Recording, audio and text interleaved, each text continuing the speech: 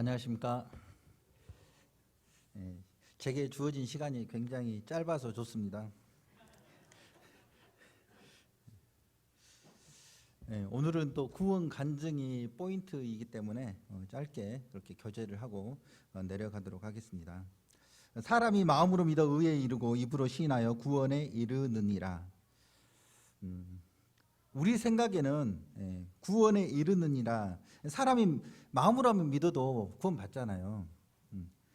구원이 마음으로 믿어 그 뒤에 와도 전혀 이상할 것이 없을 것 같은데, 입으로 시인한 다음에 구원이라는 그런 단어가 나옵니다. 그래서 하나님께서는 표현되어지는 것, 실제로 나타나는 것을 너무 좋아하시는 것 같습니다. 우리가 마음에만 담고 있으면 그것이 진짜인지 아닌지 모르잖아요. 물론 하나님은 아시죠. 그렇지만 내가 하나님을 믿는 것에 대한 합당한 결과가 입술로 시인하는 것 아니겠습니까? 마음으로 믿는 것에 대해서 도장을 찍는, 입술로 시인하는 그러한 모습들을 하나님 참 좋아하시는 것 같습니다. 너희가 회개하여 각각 예수 그리스도의 이름으로 세례를 받고 죄 사함을 얻으라. 그리하면 성령을 선물로 받으리니. 우리는 마음으로 믿어 의에 이르고 입으로 시인해서 구원받고 침례에 순종함으로 축복의 여정이 시작되는 것을 알고 있습니다. 예수님께서 베드로에게 물으셨습니다. 요한의 아들 시몬아, 네가 이 사람들보다 나를 더 사랑하느냐 하시니 가로되 주여 그러하외다. 내가 주를 사랑하는 줄 주께서 아시나이다. 가라사대 내 양을 먹이라 하시고. 시몬아, 너 날 사랑하니? 예, 주님 사랑합니다. 그래? 그 고백이 진짜야? 그럼 보여줘. 이런 의미를 담고 있다고 여겨집니다. 두 번째 또 물으셨습니다. 너 정말 날 사랑해? 예, 사랑합니다. 그래? 그럼 한번 증명해봐. 세 번째 또 물으셨습니다. 너 진짜 날 사랑하니? 예, 주님. 왜 주님이 같은 말을 계속 반복하시지? 주님 사랑한다고요. 그래? 그럼 실천해. 주님이 원하시는 답은, 물론 사랑한다는 고백도 매우 중요하죠. 하지만 어린 양을 먹이고 살피고, 이것을 주님은 진정한 사랑의 고백으로 생각하시는 것입니다. 그래서 교회에서 소중하신 분들은, 정말 귀하신 분들은 이렇게 강단에 이렇게 나와서 말씀을 전하는 분들이 아니고 어린 양들을 먹이는 성도들이 정말 소중합니다. 보이지 않는 곳에서 자기 호주머니 털어가면서 시간 내가면서 그렇게 양떼들을 크든 작든 간에 돌보시는 분들이 가장 교회에서 귀하고 소중합니다. 주님 사랑합니다라고 얘기하기 전에 네가 나를 사랑해? 라고 물었을 때, 주님 제가 양떼들을 먹이고 제 목숨을 다해서 그렇게 살피겠습니다 했으면 예수님 마음에 흡족한 대답이잖아요. 주님이 따로 말씀하시지 않고 환하게 웃으셨을지도 모르겠습니다. 그래서 우리가 돌보고 있는 영혼들, 주일학교든 학생부든 또 여러 크든 작든 간에 정말 하나님의 마음을 가지고 돌보시는 것을 너무 주님 좋아하신다라는 생각이 듭니다. 우리가 아직 죄인 되었을 때 그리스도께서 우리를 위하여 죽으심으로 하나님께서 우리에게 대한 자기의 사랑을 확증하셨느니라. 하나님께서도 그분의 사랑을 마음에만 담아두지 않고 표현하셨습니다. 십자가를 통해서. 그런데 하나님의 그를 믿는 데는 동심이 필요한 것 같습니다. 동심이 뭘까요? 아이 동자입니다. 아이의 마음입니다. 가라사대 진실로 너희에게 이르노니 너희가 돌이켜 어린 아이들과 같이 되지 아니하면 결단코 천국에 들어가지 못하리라. 천국과 지옥 이야기가 있고 천사와 악마 이야기가 있습니다. 거기까지는 믿을 만한 것 같아요. 그런데 정말 믿기 힘든 사실이 하나 있습니다. 그것은 예수님이 하나님의 아들이라는 사실입니다. 예수님이 곧 하나님이라는 사실입니다. 침상에 누운 중풍병자를 사람들이 데리고 오거늘 예수께서 저희 믿음을 보시고 중풍병자에게 이르시되 소자야 안심하라 네 죄사함을 받았느니라.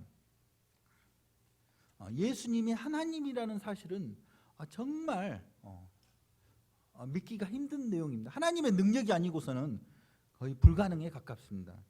그래서 예수님이 하나님이라는 사실에 대해서 그 C.S. 루이스라는 사람이 이렇게 표현을 했습니다. 너무 잘 설명이 돼서 제가 사족을 달 필요 없이 조금 길지만 읽어드리겠습니다. 중요한 부분이기 때문에 그렇습니다. 예수님의 말씀 중에 우리 귀에 너무 익은 나머지 무심코 흘려듣는 말이 하나 있습니다. 그것은 바로 죄를 용서해 준다는 말입니다. 이 말을 한 사람이 하나님이 아니라면 이것이야말로 웃음이 나올 정도로 황당무계한 말이 아닐 수 없습니다. 우리가 알다시피 용서라는 것은 해를 입은 사람이 해를 끼친 사람에게 베푸는 것입니다. 즉 여러분이 제 발을 밟았을 때 제가 여러분을 용서하는 것이고 여러분이 제 돈을 훔쳤을 때 제가 여러분을 용서하는 것입니다. 그런데 자기 발을 밟히지도 않았고 자기 돈을 도난당하지도 않았으면서 다른 사람의 발을 밟고 돈을 훔친 당신의 죄를 용서해 주겠노라고 선언하는 사람이 있다면 과연 어떻게 생각해야 할까요? 그것은 아무리 부드럽게 표현한다 해도 얼간이 짓이라고 말할 수밖에 없는 행동입니다. 그런데 예수님이 바로 그런 행동을 한 것입니다. 사람들에게 그들의 죄가 용서받았다고 선언했으며 그들의 죄에 피해를 입은 사람들의 의견을 구하지도 않았습니다. 예수님은 일말의 망설임도 없이 스스로 가장 큰 피해를 입은 당사자인 양 행동했습니다. 이것은 그분이 정말 하나님일 경우에만 이해할 수 있는 행동입니다. 모든 죄는 하나님의 법을 깨뜨리며 그의 사랑에 상처를 입히는 것이기 때문입니다. 그러나 하나님이 아닌 존재가 이런 말을 했다면 역사에 등장했던 그 어떤 인물보다 우스꽝스럽고 자만에 찬 짓을 했다고 볼 수밖에 없습니다. 그런데 문제는 예수님을 반대하는 사람들조차 복음서를 읽을 때 그에게서 우스꽝스럽거나 자만심에 차 있다는 인상을 받지 않는다는 것입니다. 물론 편견 없이 복음서를 읽는 사람들은 두말할 나위가 없지요. 그리스도는 스스로 나는 온유하고 겸손하다고 했고 우리는 그의 말을 믿습니다. 그러면서도 그가 인간에 불과할 경우 온유나 겸손과는 아주 거리가 멀다고 해야 할 말들을 자주 했다는 사실을 알아채지 못합니다. 제가 이런 말을 하는 것은 나는 예수를 위대한 도덕적 스승으로는 기꺼이 받아들이지만 예수님이 하나님이라는 주장만큼은 받아들일 수 없다는 어리석기 짝이 없는 말을 그 누구도 못하게 하기 위해서입니다. 인간에 불과한 사람이 예수님과 같은 주장을 했다면 그는 결코 위대한 도덕적 스승이 될 수 없습니다. 그는 자신을 삶은 계란이라고 말하는 사람과 수준이 똑같을 것입니다. 여러분은 선택을 해야 됩니다. 이 사람은 하나님의 아들이었고 지금도 하나님의 아들입니다. 당신은 그를 바보로 여겨 입을 틀어 막을 수도 있고 악마로 여겨 침을 뱉고 죽일 수도 있습니다. 예수님 당시에 바리새인들, 종교 지도자들, 로마 병사들이 예수님께 이렇게 한 것들을 표현하고 있습니다. 아니면 그의 발에 앞에 엎드려 하나님이요 주님으로 부를 수도 있습니다. 그러나 위대한 인류의 스승이니 아니니 어쩌니 하는 선심성 헛소리에는 편승하지 맙시다. 예수님은 우리에게 그럴 여지를 주지 않았습니다. 예수님은 훌륭한 분이 아니시고 우리를 만드신 창조주 하나님이십니다. 우주를 창조하신 분입니다. 태초에 말씀이 계시니라. 이 말씀이 하나님과 함께 계셨으니 이 말씀 곧 하나님이시니라. 그가 태초에 하나님과 함께 계셨고 만물이 그로 말미암아 지은 바 되었으니 지은 것이 하나도 그가 없이는 된 것이 없느니라. 예수님께서 우리 죄를 위해서 십자가에 못 박혀 죽으셨는데 그분이 어떤 분이냐라는 질문에 그분은 나를 지으신 하나님이다라는 그 음성을 듣게 되었을 때 우리의 지식, 이론, 논리 모든 것이 다 아무짝에도 쓸모없다는 것을 우리는 경험하게 됩니다. 우리의 개념으로 상상할 수가 없는 거예요. 누군가가 나에게 좋은 일을 해준 것까지는 누구나 인정할 수 있어요. 그런데 저분이 나를 지으신 분이고 이 우주를 만드신 분이다라는 것까지 생각이 미쳤을 때는 이미 사람의 개념을 초월하기 때문에 우리는 멍하니 십자가를 바라보고 무릎을 꿇을 수밖에 없습니다.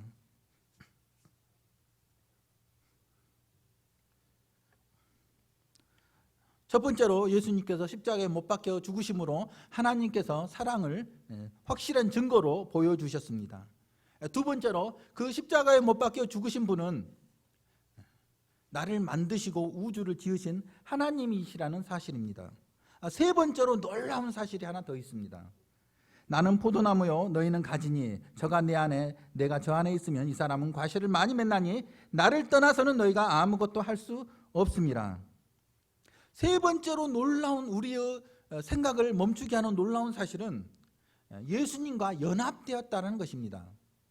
연합되었다는 것은 데일밴드를 붙이는 게 아닙니다.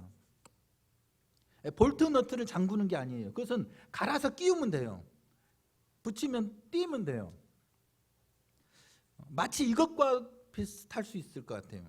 피부를 이식하는 것과도 100% 완벽한 비유는 아니지만 연합되었다라는 의미는 그냥 피부를 이식해서 붙여버리는 거예요.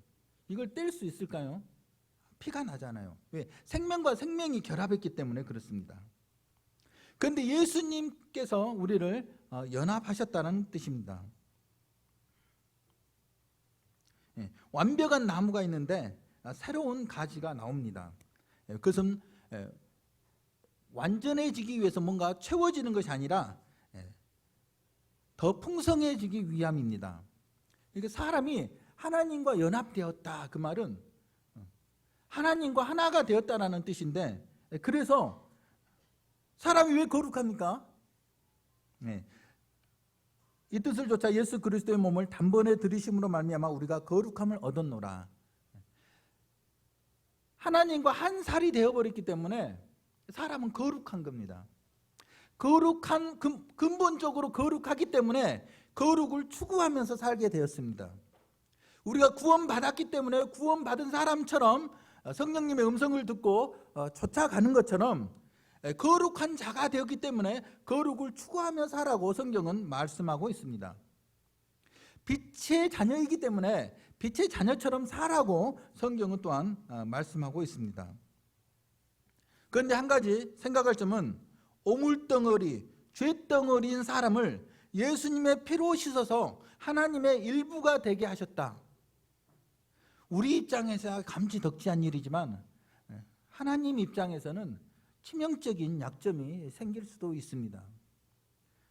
그래서 사단은 하나님을 직접적으로 공격하지 않습니다. 왜? 싸워서 못 이기니까요. 그러나 하나님과 예수님과 연합된 그 성도들을 파괴하고 무너뜨려서 하나님의 나라를 와해시키려고 지금도 열심히 노력하고 있습니다. 경찰이 죄수에 도망 못 가게 하기 위해서 끌고 가는데 수갑을 같이 차버려요. 그러면 도둑이 도망가면은 같이 도망가야 돼. 도망을 갈 수가 없잖아요. 그런데 하나님께서는 어떻게 하셨습니까? 무엇으로도 끊을 수 없게끔 사랑하는 사람들을, 구원한 사람들을 자기 살에 붙이셨습니다. 그래서 어떤 것도, 그 사람은 그 살을 건들면은 하나님을 건드리는 것과 똑같은 효과가 나타납니다. 그래서 하나님께로서 난 자마다 범죄치 아니하는 줄을 우리가 아노라. 하나님께서 나신 자가 저를 지키심에 악한 자가 저를 만지지도 못하느니라.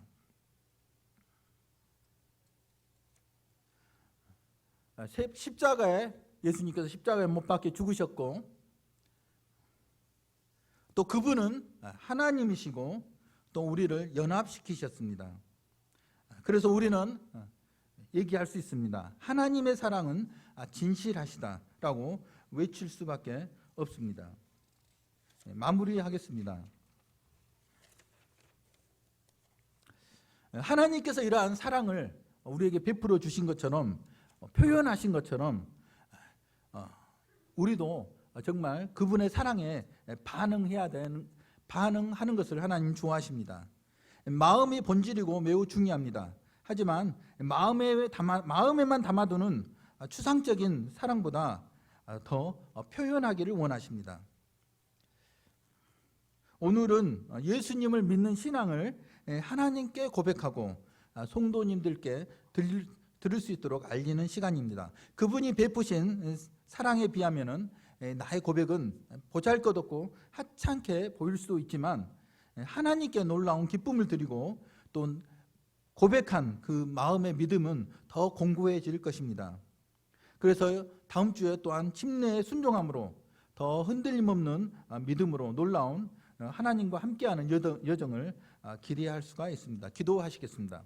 아버지 하나님 감사합니다. 하나님께서 우리의 상상할 수 없는 놀라운 은혜와 사랑으로 저희를 구원하시고 저희와 함께 하신다는 사실을 생각할 때 항상 그 은혜의 감격에서 저희가 하루하루 살아가기를 원합니다. 오늘 구원 간증하는 우리 형제 자매들의 마음을 굳게 붙드시고 성령님께서 주장하시기를 원합니다. 예수님의 이름으로 기도했습니다.